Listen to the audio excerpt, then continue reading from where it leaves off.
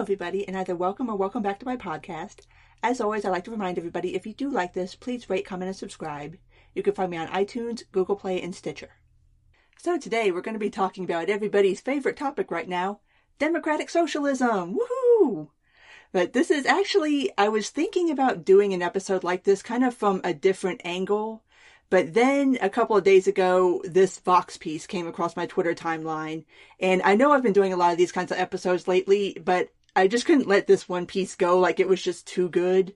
So I was kind of like, all right, let's back up and try to discuss this in a different way. And I want to go ahead and kind of preface before we get into the piece, kind of how I feel. Obviously, it should be pretty obvious how I feel about democratic socialism, but how I feel about how it's been presented thus far. And kind of go from there, because the way I see it, as it stands right now, like, democratic socialism is being this very carefully curated, crafted, very specific message. And you can see it going all the way back to like 2015. I know a lot of people have seen lately online, it's been recirculating that 2015 interview that Ezra Klein did with Bernie Sanders for Vox, right when Bernie was kind of becoming Bernie. And even you can see it in that interview, and you can especially see it in the way that people talk about democratic socialism now. I mean, not just Bernie, but like Cynthia Nixon, Alexandria Ocasio-Cortez. I cannot say that woman's name, but it's this very specifically crafted, very soft, kind of like, it's not socialism the way you're thinking of socialism, silly. It's not, we're not talking like seizing the means of production and nationalizing everything and just having a class war and doing all that. No. That's not what we mean. That's not what we mean. What we mean is that we're going to just tax the wealthy so that they pay, quote unquote, their fair share, so that we can have things like Medicare for all and free college and expanded safety net. You know, just, no, it's not as sinister as what you're thinking. No, we're not going full Stalin. We're just this nice, like, kind of FDR-ish kind of thing. Not full on socialism. And that's how I think that it's being sold, especially to younger kids who don't really know the evils of socialism, like you've never been taught. So that is where I want to start, because this Vox piece pretty much destroys that whole argument, at least as far from like the DSA perspective on what democratic socialism should be and what they're really honestly wanting. And as a brief aside before we move on, kind of apropos of nothing, but I want to say this. Every time I hear it called Medicare for all, it kind of makes me stabby, because what they're proposing is not Medicare for all. The proposal that I've seen that just got dismantled the other day basically calls for full-on universal health care, like no copays, no prescription charges, nothing out of pocket, which is not what Medicare is. Like, Medicare has copays, you have prescription drug charges, and that's why if you have the means to do so and you're on Medicare, you get supplemental insurance. So this whole Medicare for everybody thing is a lie. It's not Medicare for everybody. It's going to be something way, way more expanded than what Medicare currently covers. So, like I said, apropos of nothing, but I just wanted to go ahead and get that out there. And moving on from that, kind of back to the whole how democratic socialism is being presented right now.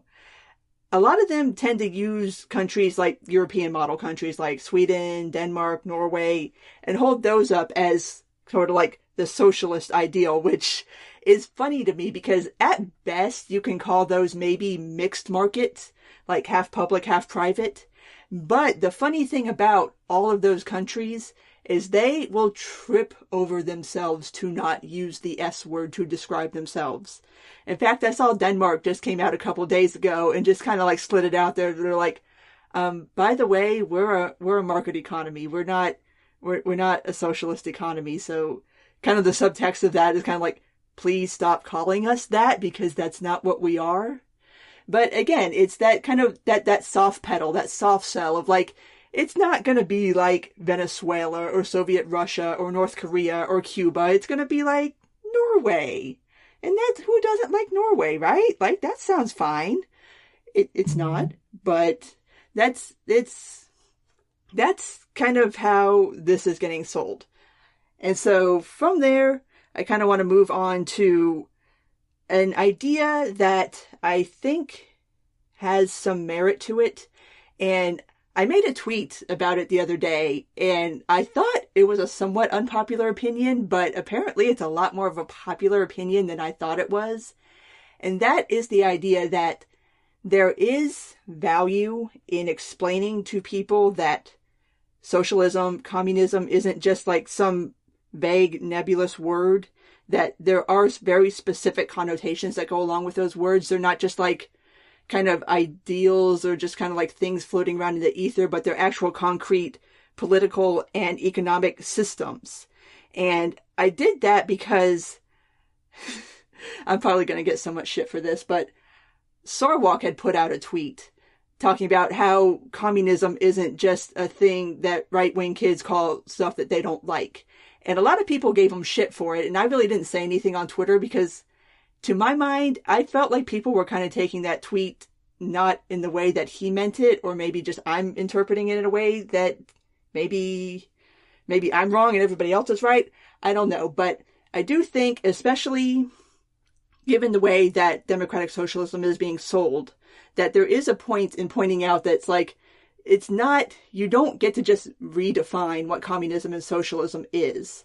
And I say that because I think what has happened, there is this, I've seen it said, and there is a strain of thought, and I don't think it's entirely incorrect, that especially for younger kids, people that kind of came of age under Obama, that the words communism and socialism got thrown around so much to things that weren't necessarily that, yeah, I can understand being like 28 years old and thinking socialism just means free healthcare.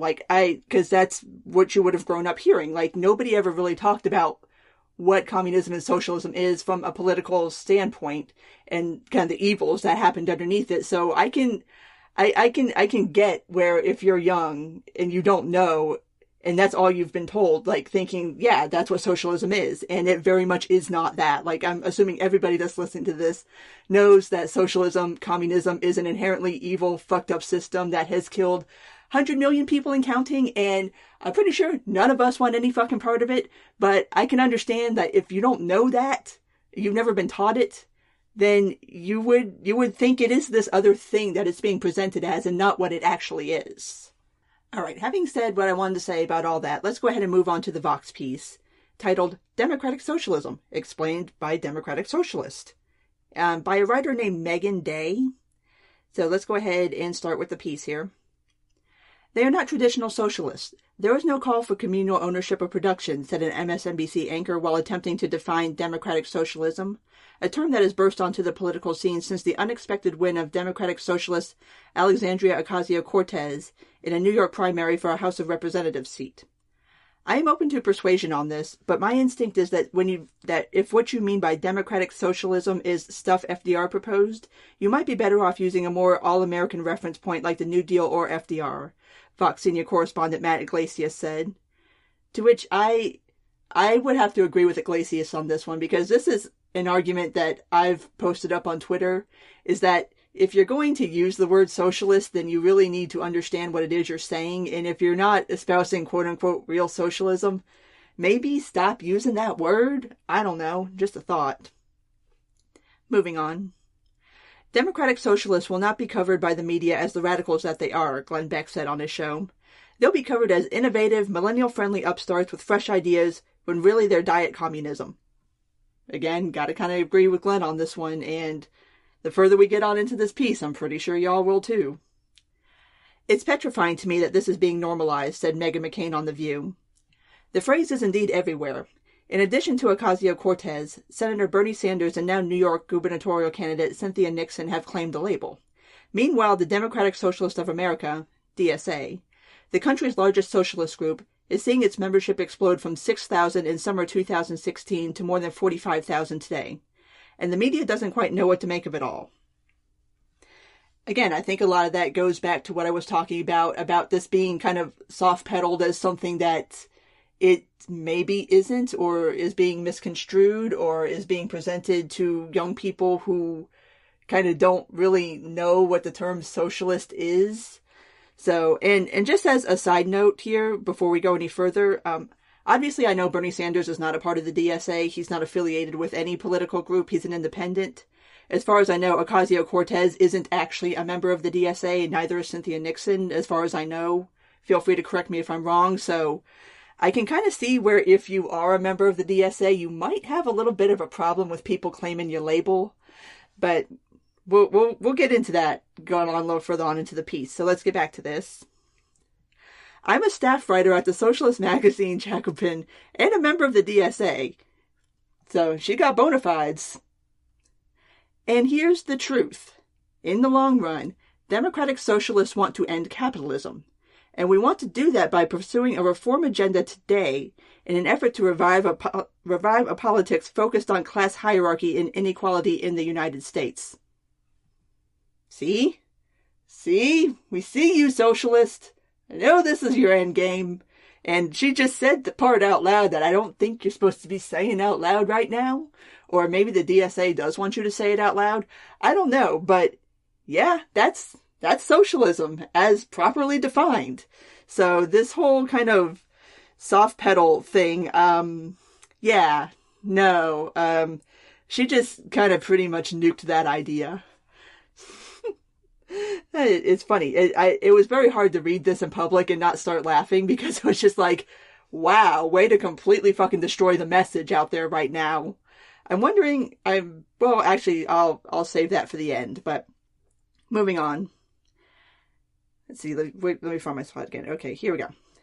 The eventual goal is to transform the world to promote everyone's needs rather than produce massive profits for a small handful of citizens. Alright, just a heads up, fair warning, you're going to hear a lot of this kind of talk in this article. God, what the hell?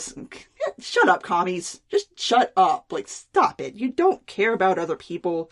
You care about getting stuff for yourself. You just want to take other people's shit. Stop pretending like you give a shit about anybody other than yourself. Alright, moving on. Democratic Socialists share goals with New Deal liberals, but they want to go further.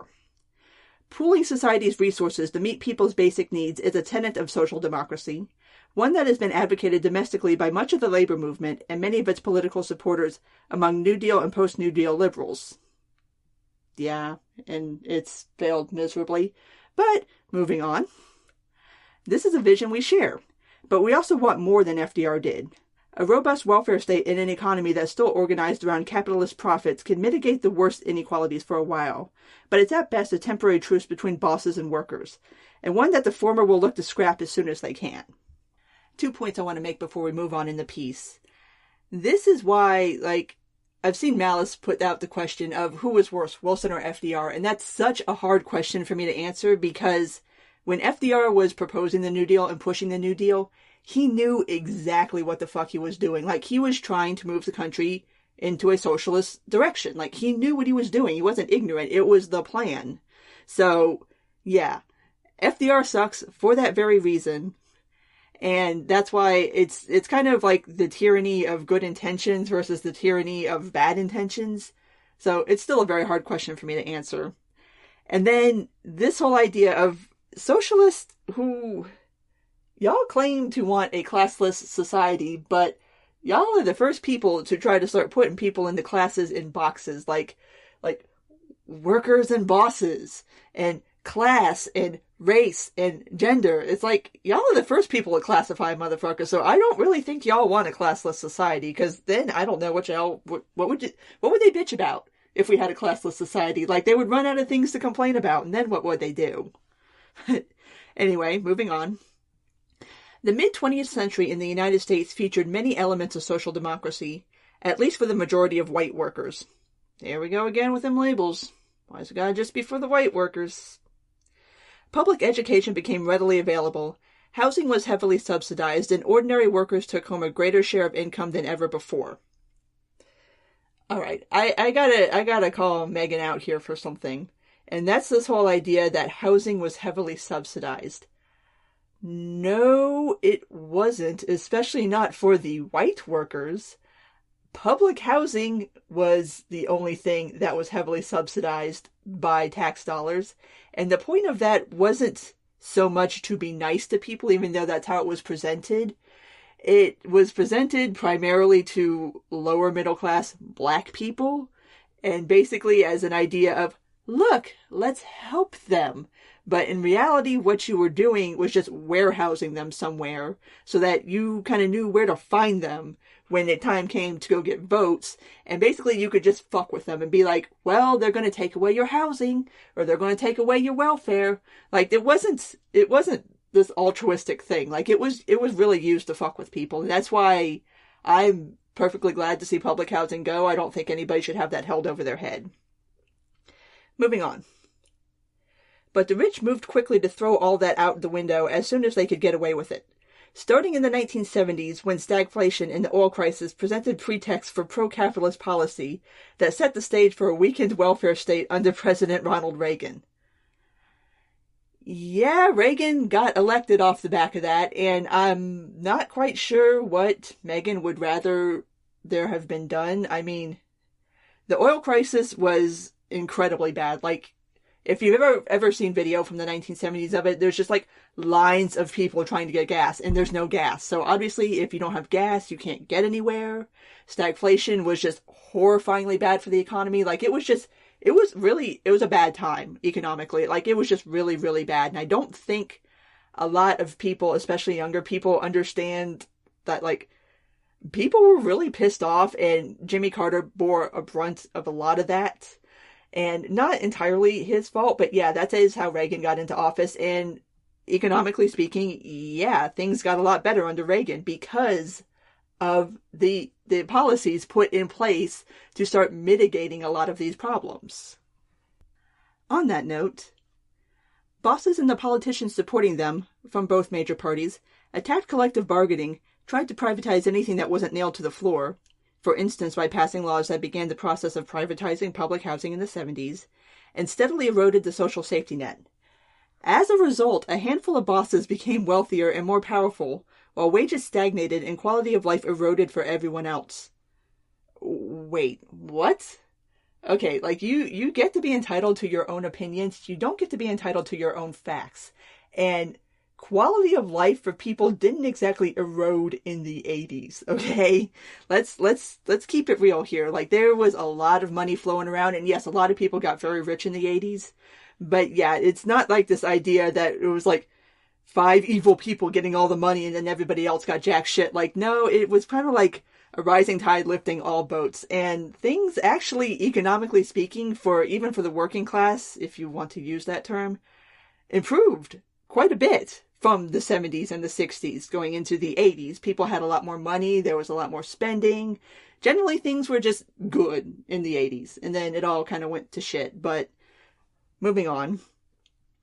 As long as a handful of elite capitalists get to call the shots in economy and society, the playing field will be tilted in their favor. They'll always be the ones that come out on top.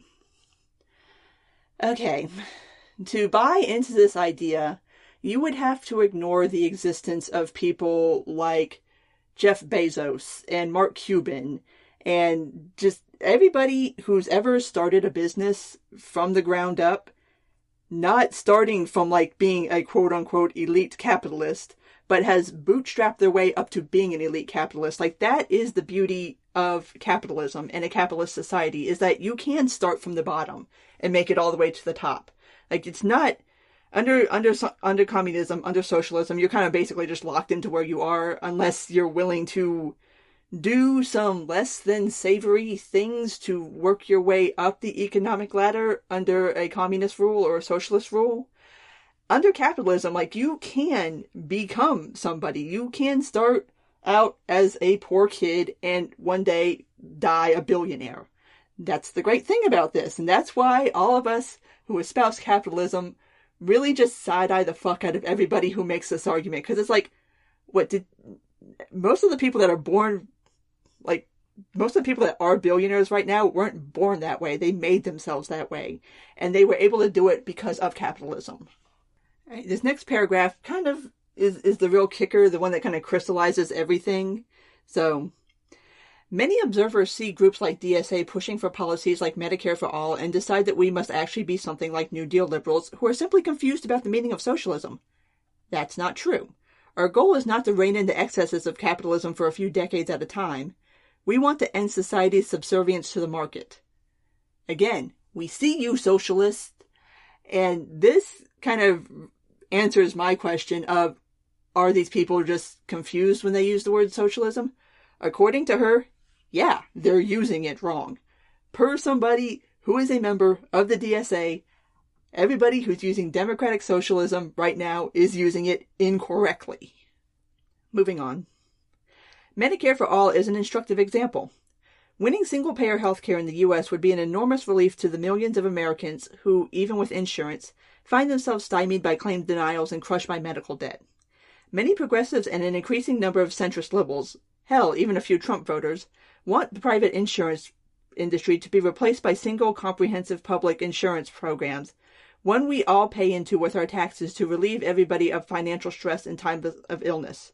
We want that too.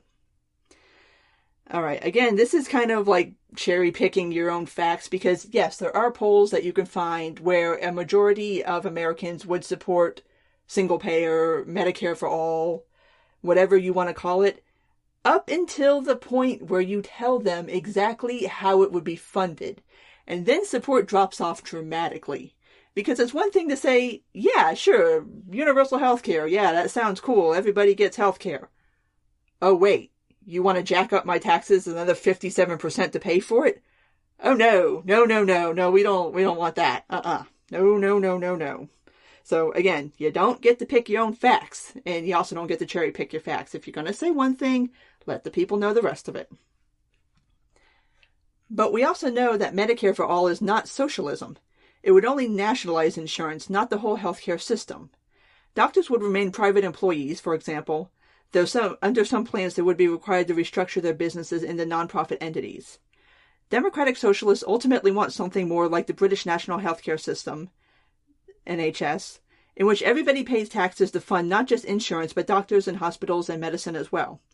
This would give us the opportunity to design a system that benefits every one of us, not a few pharmaceutical and hospital network executives.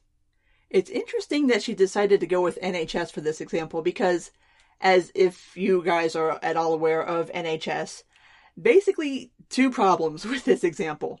First of all, there is most definitely a tiered system of haves and have-nots in England when it comes to healthcare.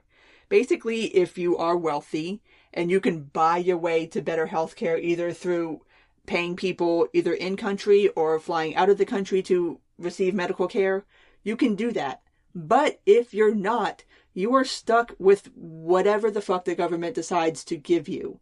And as we saw through the Alfie Evans case, that's not always a good thing. Like, you're basically putting the government in charge of straight up deciding who lives and who dies.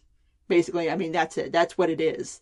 And I mean, I'm going to try to keep this on point because I could do a whole episode on the obvious perils and pitfalls of government-controlled healthcare. But just suffice it to say, for this particular moment, NHS is not really the best choice of example to use right now. Like, there's still a lot of people who are really pissed off at NHS.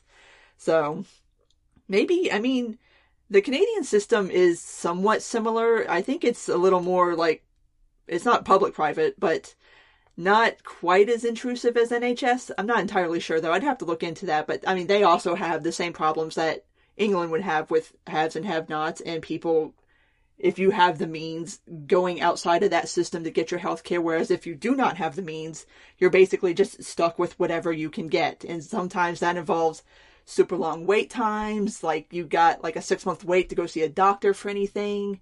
Sometimes the standard, what you get is just substandard. Like, it's not really a good system, and there's plenty of examples of how it's bad. So that's why I kind of come down on this whole government healthcare thing. But like I said, I could go on for forever on that. So let's just go ahead and move on. Medicare for all cannot be won with just a policy argument. So why are Democratic Socialists not demanding an NHS right now? Because we currently don't have the support to push for and win such an ambitious program. Social democratic reforms like Medicare for All are, in the eyes of DSA, part of the long, uneven process of building that support and eventually overthrowing capitalism. Again, there goes that overthrowing capitalism thing again, and while it's never specifically said in this piece, and you're sure as hell not going to hear a democratic socialist, whether of the DSA variety or of the more warm fuzzy variety, say that if you overthrow capitalism, the replacement would be socialism, which has not had a very good track record. Like, I don't understand how in the year of our Lord 2018 there's anybody that still backs this ideology when it has failed miserably every place it has ever fucking been tried. I don't get it. Like, I legitimately do not understand that thought. If somebody can explain it to me, please let me know, because it's all failure. It's all failure. Like Alex Jones said, just promoting failure. That clip was hilarious, though. I'll try to find it and tweet it again. I tweeted it out before, but anyway, back to the piece. Of course, even socializing a whole industry like medicine wouldn't automatically lead to the socialization of others. But through the process of the campaign, Democratic Socialists want to build into the popular consciousness an awareness that the market is not capable of meeting society's needs. God damn it. Yes, it is. It is if everybody would get the fuck out of the way and just let the market provide. What we have right now is crony capitalism. It's not free market. All right. This sets us up for other fights. Whether something defensive such as stopping school privatization or something proactive such as nationalizing energy companies. Nationalizing energy companies. Who did... Oh! You mean like Venezuela? Yeah, that's worked out great for them. They went in there and just nationalized the oil industry and then basically nationalized everything else. And now their currency is fucking worthless and they're eating trash. That sounds great. God, I can't with these people sometimes. I really, really fucking can't. Okay. To win something as massive as an American NHS or even Medicare for All, it isn't enough to just win a policy argument. Democratic Socialists believe that we need to build a mass movement that can pry health insurance provisions out of the hands of health insurance companies and put it into the hands of the public. What? The public? What? I'm not even sure what they mean by public when they say it like that. Like, who? You mean the state? The state's not the public. If you're putting it in the hands of the public, I don't know them. They don't know shit about healthcare. I'm not putting it in their hands. I'd rather the people that actually know something about healthcare run healthcare. That seems to be another place where the socialists keep screwing up. But, getting back. To marshal the kinds of forces that can achieve such policy victories, we need to get working Americans comfortable thinking about class in a broader sense. Again, why you keep putting people in classes and boxes?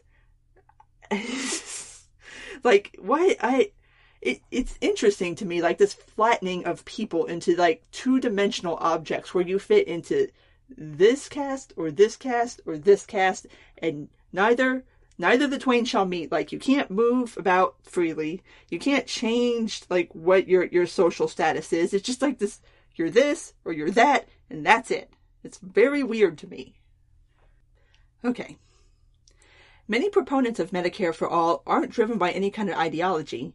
They're simply sick of high deductibles and constant claims denials and ballooning medical debt, which is one of the top causes of personal bankruptcy in the U.S. Okay. Yes, it is. But to ignore the reasons why healthcare in this country is as expensive as it is and think that the government controlling healthcare is going to fix that problem is the fucking stupidest thing I have ever heard in my entire life. The reason why healthcare costs are so exorbitant in this country is because everybody fucking has health insurance, and they know that they can get away with charging whatever the hell, and insurance companies are going to pay it, and that's why all of a sudden freaking Tylenol costs $350 a tab at the fucking hospital, instead of it being like, I don't know, $4 for a bottle of 100 of them at Kroger.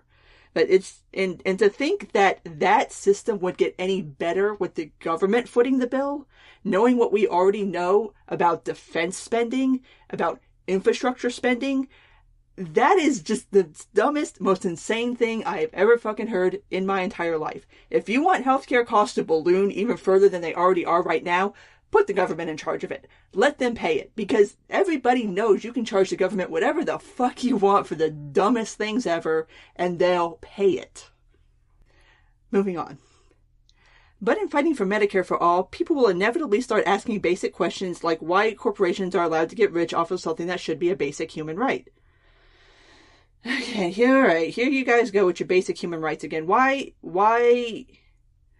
is somebody else paying for your healthcare a basic human right? Like the original sin of healthcare was that it got tied to employment, and it wasn't treated as something like, okay, this is like your human right, so we're gonna foot the bill for it. It was basically just like an end run around back when we had like wage controls and you couldn't like reward people through raises or bonuses or anything like that. That's how employer-funded healthcare kind of came in, as like that stopgap to kind of get around those restrictions. And it's stayed put. And that's another reason why healthcare is so expensive, is because you know that the end user isn't really paying the full bill on it. Employers typically kick in, depending on who you work for, usually around 2/3. Some of them cover all of it, some of them cover less of it. But again, when you have that kind of mentality of, well, we can charge XYZ per year per person because the end user isn't paying the whole thing, like somebody else is helping to foot the bill, that also adds to the cost of healthcare and health insurance in the U.S. And as to why any corporation should be able to get rich off of something, anything, I mean, that's, especially when you're talking about insurance, really, insurance companies are taking a gamble. They're basically gambling that you are going to pay into the system more than what you're going to take out of it.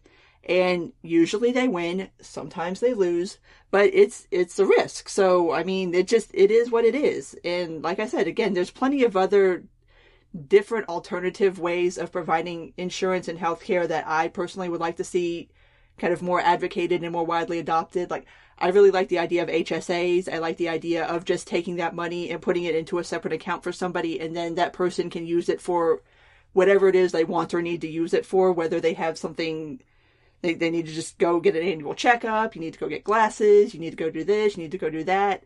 And then maybe on top of that, having like catastrophic health insurance for, like, say, if you get in a car accident or you get cancer or something like that, where it's really like a massive, massive expense, and to kind of leave insurance for those catastrophic situations.